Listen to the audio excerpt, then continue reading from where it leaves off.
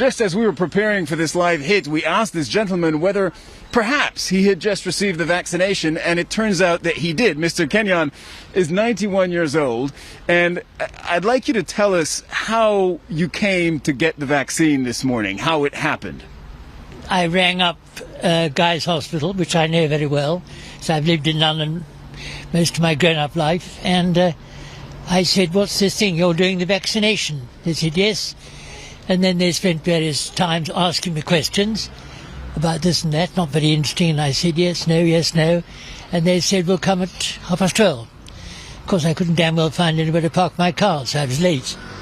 Anyway, I'm here now, and I got inside, and they duly put me on a list. I went off and had a rather nasty lunch, and then came back, and they were ready for me. And no, it didn't hurt at all. I didn't know the needle had gone in until it had come out. It was very interesting. No, it was painless. And it was a quick in and out for the needle, like any vaccination. Exactly. Well, if you don't, vaccinations aren't very common, are they? One has inoculations, no. Well, So you called this morning, sir. I rang up the hospital and said, "I'd like to be vaccinated. You're vaccinating, aren't you?" I've seen it on the news, watched the news. And they said yes. I said, and then they asked me questions. They said, "Come at 12:30. How do you feel that you are now one of the first people in the country to have received the first dose of this vaccine? One of the first people in the world. How do you feel about it? I don't think I feel about it at all, except that I hope I not going to have the bloody bug now. I don't intend to have it because I've got granddaughters and I want to live a long time to enjoy their lives. Have you been able to see them much this past year? No, I'm not late, not hug them. I'm going to for Christmas. And they're going to be their parents, my daughter and son-in-law, are going to make quite sure they're able to be hugged. Have you told them? Do they know? That I've been? No, I'm telling them, going home and tell them now. Nobody knows. You're the first to know. So they're going to get the good news that soon you will have protection from this virus. Exactly, yes, that's right. They will. Of course, I'm going to tell my family. They don't know I've been here today. I haven't got time to ring up. I understand. Family that consists of daughters and grandchildren. This is 91-year-old Martin Kenyon giving an unwitting clinic in proper behavior when it comes to both the virus and the vaccine. Now, first he explains that the reason he got the vaccine is because he wants to see his grandkids, meaning that he's been smart enough to stay away from people before the vaccine was available.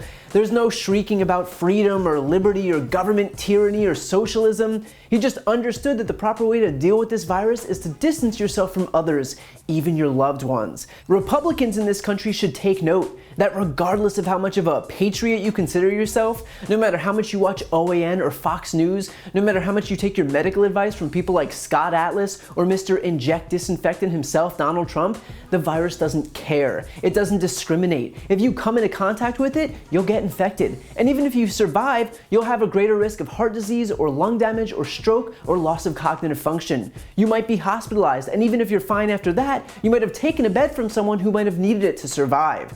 You might pass it along to a friend or family member, and they might get sick. They might be hospitalized. They might have long-term heart problems or lung problems or a loss of cognitive function. And yeah, they might die. So to all those people who've spent this period going out in public to show just how brave you are, you're not only not brave, but you're putting the lives and health of your own friends and family members and community at risk. That doesn't make you a patriot, it makes you an asshole. Beyond that, Martin Kenyon goes on to exhibit responsible behavior by getting the vaccine in the first place and allaying fears by explaining how it didn't hurt and wasn't any different than any other shot.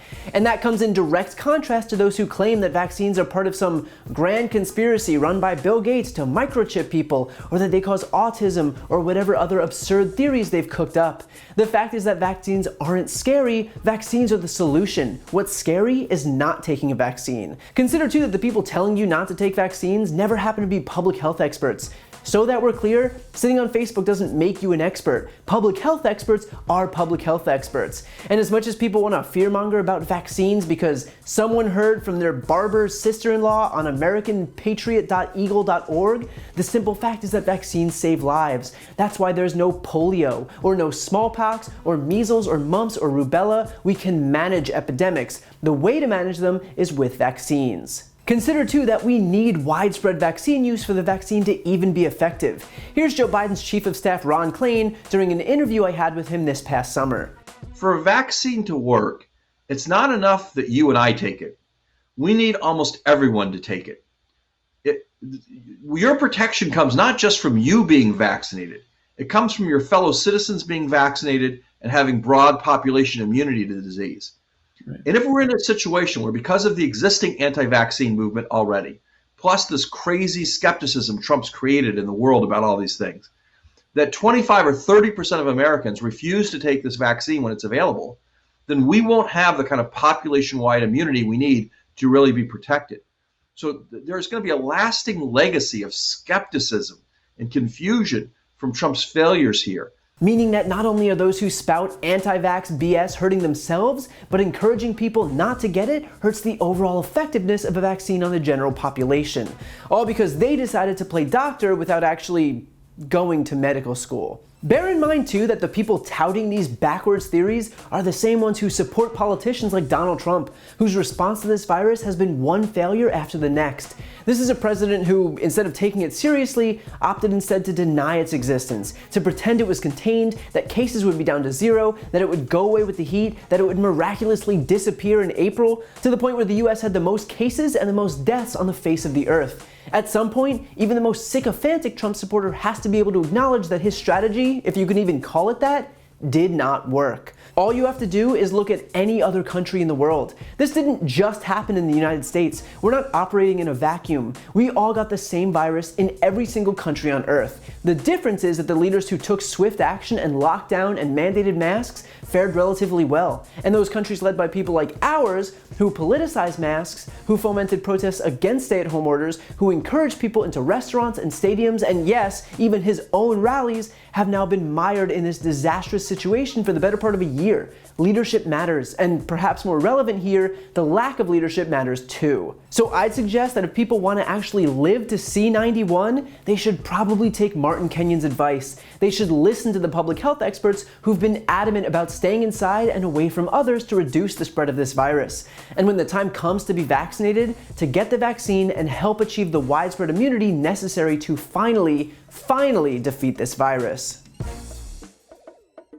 If you like this video, please check out my podcast, No Lie with Brian Tyler Cohen, where I take a deep dive into the week's most important stories and interview major players in politics, including Kamala Harris, Katie Porter, Adam Schiff, Nancy Pelosi, Eric Swalwell, Mary Trump, Al Franken, Cory Booker, and many, many more. Again, that's No Lie with Brian Tyler Cohen, available anywhere you listen to podcasts.